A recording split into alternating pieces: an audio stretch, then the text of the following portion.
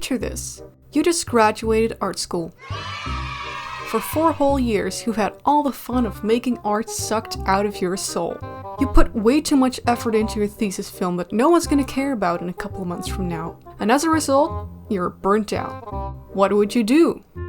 In my case, I started working on a deliciously self-indulgent and low-effort project, Rin Hasbeen.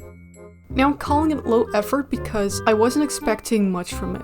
I just finished reposting an old BL comic that I made in high school, and I thought it would be fun to make a sequel. Ren Hasbin is a comic about a washed-up rock vocalist who not only broke up with his band, but also with his boyfriend who was a fellow band member. He's down in the dumps, he attempts to launch a solo career, but with no success. And then after a couple of years, he randomly bumps into his ex-boyfriend again, who now lives a simple but very unfulfilling existence. It causes both of them to reflect on their own life, wondering whether they should maybe try to make something better out of themselves now that they're still young. They also start f***ing again, so there's that. Now the first thing that I definitely didn't expect is that a couple of months into this comic, we'd be going into lockdown for the first time. The second thing that I didn't expect is that my comic would blow up because of that. You can see this exact moment happening when I pull up the analytics. I was getting a handful of subscribers per month, and then March 2020, boom, 2,000 subscribers. And it only went up after that. I honestly don't know if my comic would have gotten this much attention in any other scenario. Probably not. My style is wrong and storytelling doesn't really appeal to the masses, I feel. But just in general, in the 2000s and 2010s, webcomics were much more of a niche corner of the internet. And now it's this huge commercialized, mass-produced million-dollar industry.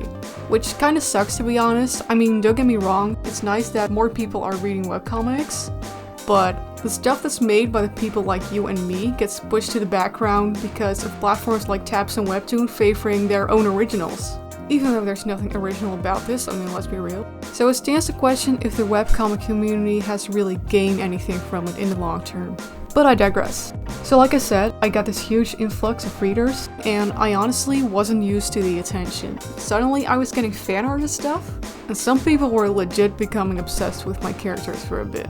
It's a great feeling to reach others on such a deep level with your work, but it's also kind of overwhelming. I do remember getting kind of socially burnt out at some point from all the attention I was getting and wanting to interact with every single person who reached out to me. So I would definitely go about it differently if my next comic were to blow up, but honestly, I'm gonna keep my expectations low for now. Nonetheless, having live feedback from your audience as you're working on your story is a huge part of the appeal of webcomics for me. It's very different from just writing a story in isolation and hoping that people will like it. I'm gonna admit that the final version of Rin Hasbin is very different from the version that I'd written before I started drawing the comic, and the audience played a huge role in that. It also makes working on my story a lot more exciting. If I knew exactly how my comic was gonna go from start to end, it would get boring pretty fast, since drawing a comic is such a painfully slow process that can take many years. To be clear, I still have all the major plot points of the comic written out. It's just the smaller details in between that I really only start adding later on. Looking back on the actual story, overall I'm pretty satisfied with how it turned out, but I will admit that there are some parts that I probably would have done differently.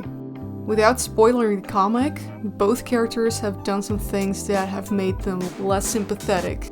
But then again, it makes them flawed, and that's how I like it. I'm flawed as well. And a lot of readers felt a deep connection to my characters, maybe because of this. Now, I can't talk about Rin Hasbin without talking about the not safe for work stuff. From the start, I was always planning on making it a little spicy because, I don't know, that's just my style. I like my BL comics a bit edgy and dirty. But I wasn't originally planning on putting straight up sex scenes in there.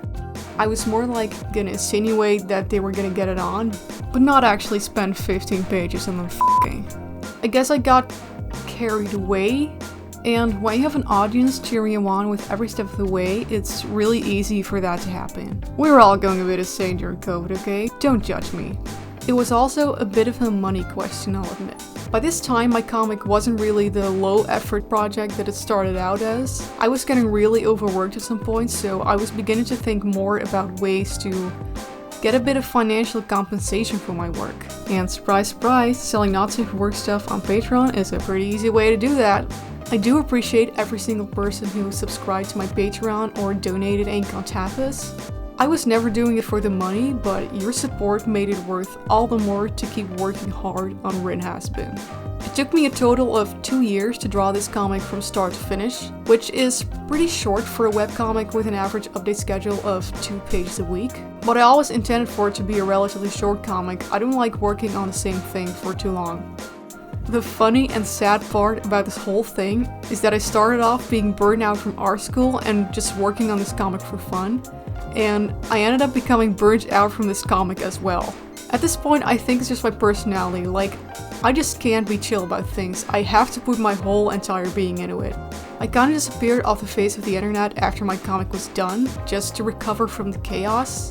And I do feel kinda bad about just ghosting my online friends that I made, but I was just insanely tired and depressed. I spent the next couple of years just working a full-time job and focusing more on my personal life. And now I can finally say that I feel rested enough to tackle my next project, Look and Hide.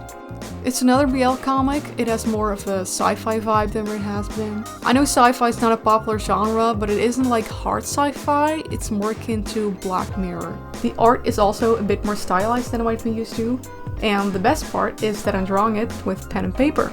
Now if you're curious about the whole process, I will make some videos about that on this channel in the near future. And with that, I'm gonna end this video.